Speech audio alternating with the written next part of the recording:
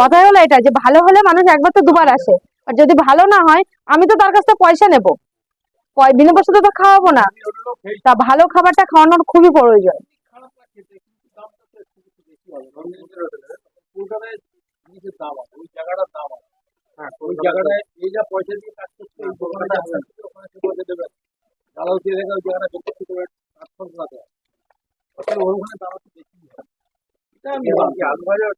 হ্যাঁ, আলু ভাজা হয়ে গেছে একবার।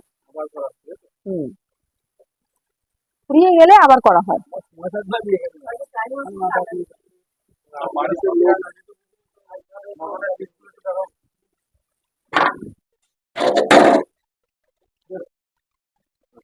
কত গ্রাম করে হবে? 55 গ্রাম হবে। আর এই যে আলু যাবে এর সাথে, আলু দিয়ে আলু আছে, চর্বি আছে। দিয়ে হ্যাঁ, 90 টাকা নিচ্ছে।